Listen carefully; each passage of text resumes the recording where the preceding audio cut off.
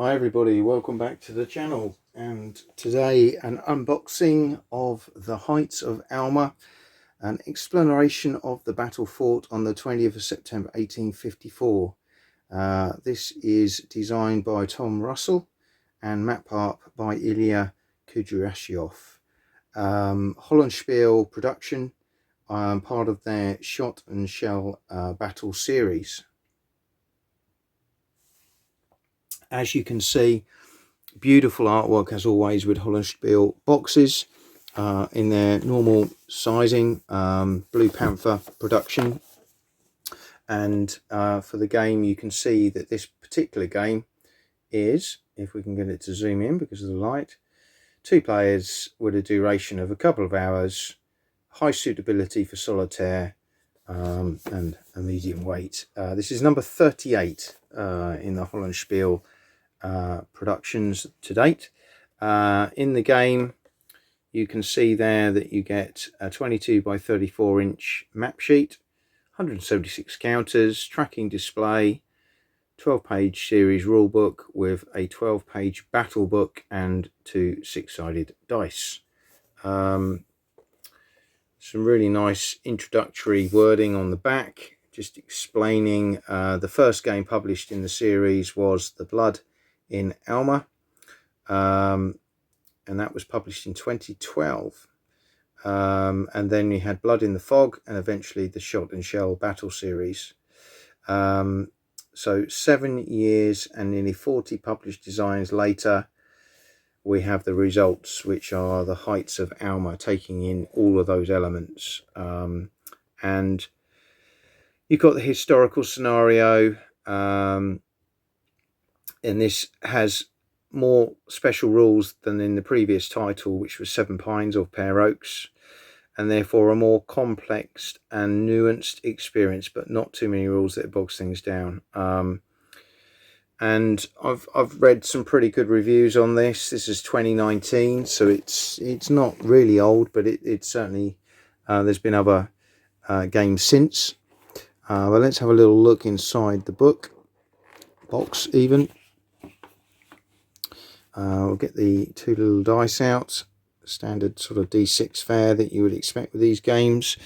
The counters, fairly bulk standard counters, nothing majorly complex about those. You know, they not massively exciting, but what I will say, and this is what I always like about Hollandspiele, is one, they're bold and very visible and obvious who they represent and what they are on the table with the colours, and of course they are the usual Blue Panther thick chunky counters that we've come to expect from productions from these companies. So yeah, quite a few counters, but you know, you can see a lot of them are actually step counters, so hopefully it's not going to get too bogged down from a counter perspective. So they are absolutely fine. We've got the series rulebook for Shot and Shell, which runs to 10 pages. So the main basic rule system doesn't look too complex. Nicely produced as always with Hollandspiele, full colour, explanations of everything in really good detail. It's just a case of kind of reading through, pushing a few counters around and getting your head around the game, I believe. So we've got a little fire combat results table, close combat results table. You can see they're not massive tables by any means, so again, doesn't look too complex. And then we've got the main special rules specific to this game, which run to similar sort of 10-11 pages. Again, a lot of this is background, a little bit of history, which is nice. We've got a scenario guide, and then we get into game specific rules that don't kick in until page 5. So you've got probably 2 pages of those, and then you're getting into the various scenarios themselves. So what I perhaps prefer about this is you've got 4 scenarios to play, You got some small changes to the core rules, but only 2 pages of additional rules to the main rule book. So some games where they keep producing the main rule book and then all these extra rules can get very confusing and very complicated. This doesn't look too bad at all from that point of view.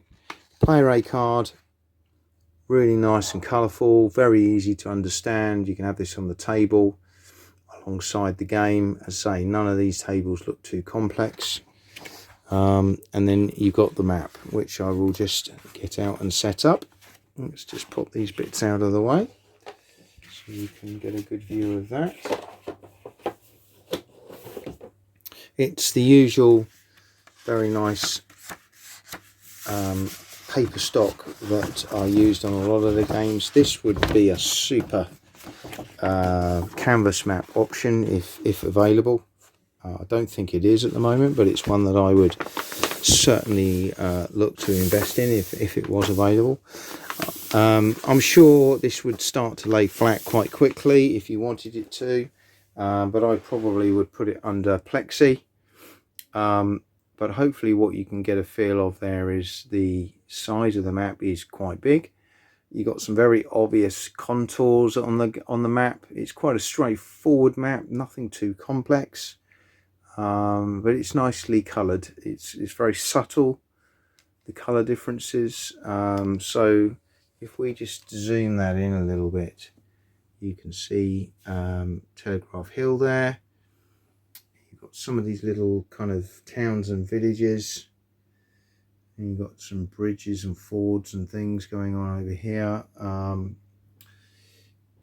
you sort of move along. You've got the Great Redoubt bridge, the Lower Redoubt, and then some more of the major towns and cities. So nothing too onerous on there in terms of terrain. Be interesting to see how that's dealt with in the game, particularly the sort of higher ground, looks to be higher ground areas, whether there'll be any restrictions with terrain, but a nice map overall. So that's just a brief insight into the heights of Alma, Hollandspiele game, part of the Shot and Shell battle series. Hope to bring you a little bit more on this once I've had a chance to push a few counters around, but looking forward to getting this one on the table. Hope you've enjoyed this short unboxing and see you all again soon.